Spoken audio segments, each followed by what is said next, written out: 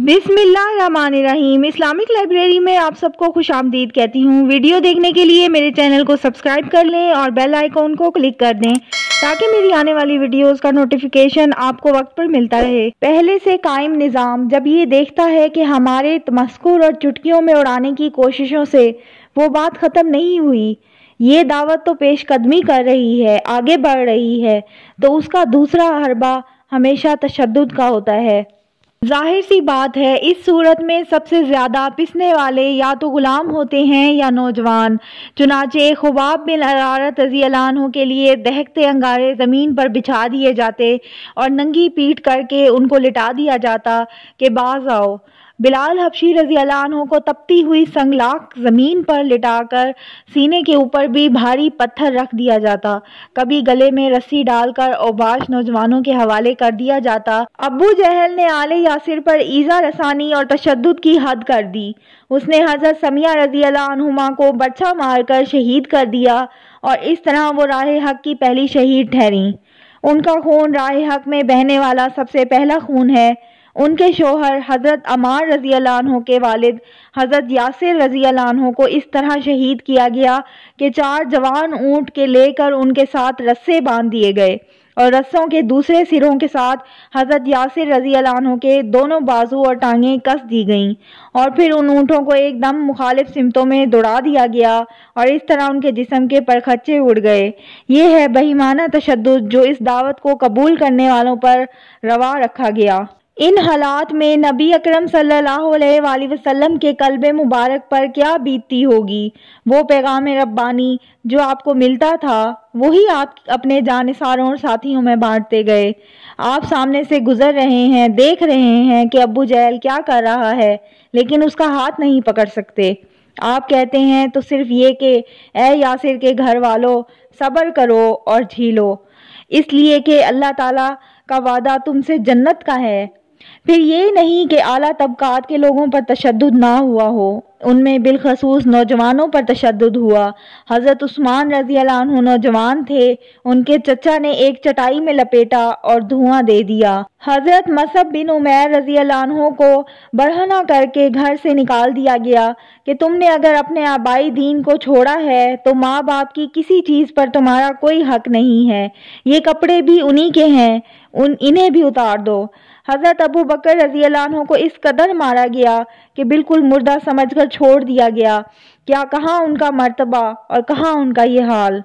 रसूल अल्लाह सल्लल्लाहु अलैहि वसल्लम की ज़ाते गरामी को शख्सी तौर पर भी इज़ाएं पहुँचाई गईं। आप सल्लल्लाहु अलैहि वसल्लम खाना काबा में नमाज पढ़ रहे थे कि अबू जहल ने उक़बा बिन अबी माइत से कहा कि ज़रा जाओ उनकी खबर लो, और उस बदबख्त ने चादर का फंदा बनाकर आप सल्लल्लाहु अलैहि वसल्लम के गले में डालकर उसे इस तरह बल दिए कि आपकी आंखें उबल पड़ीं।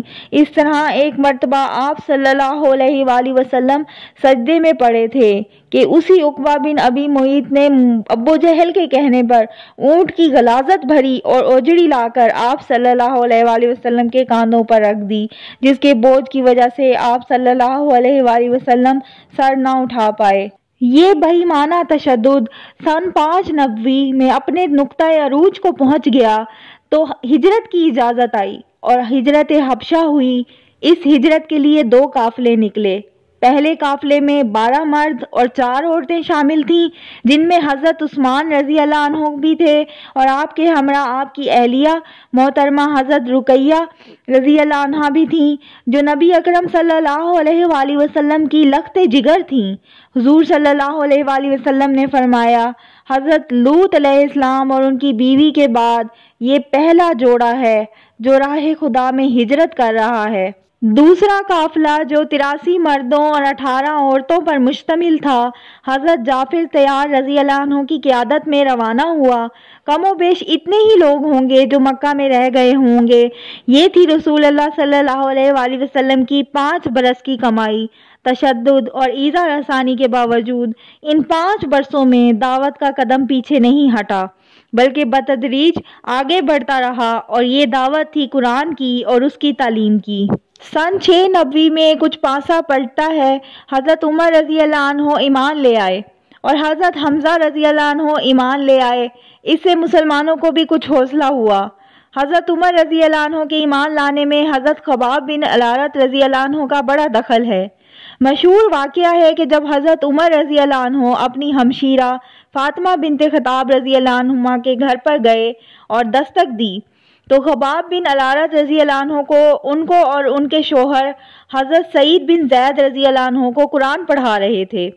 حضرت عمر رضی اللہ عنہ نے اس پر اپنی بہن اور بہنوئی کو مارنا شروع کر دیا، لیکن ان کی استقامت دیکھ کر خود ڈگمگا گئے۔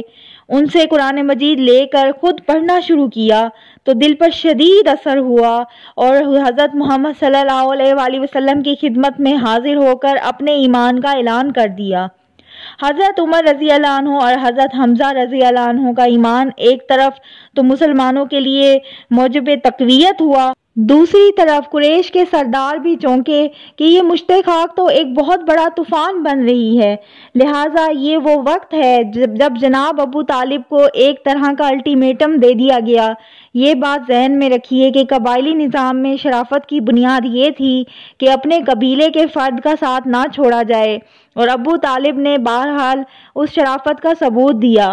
بنی ہاشم کی قیادت اب ابو طالب کے پاس تھی اور قریش محمد رسول اللہ صلی اللہ علیہ وآلہ وسلم پر کوئی وار کرنے سے اس لیے ڈرتے تھے کہ اس طرح قبائلی جنگ چھڑ جائے گی، پورے بنی ہاشم کے ساتھ تصادم مول لینا پڑے گی، کیونکہ محمد صلی اللہ علیہ وآلہ وسلم بنی ہاشم کے چشم و چراغ تھے۔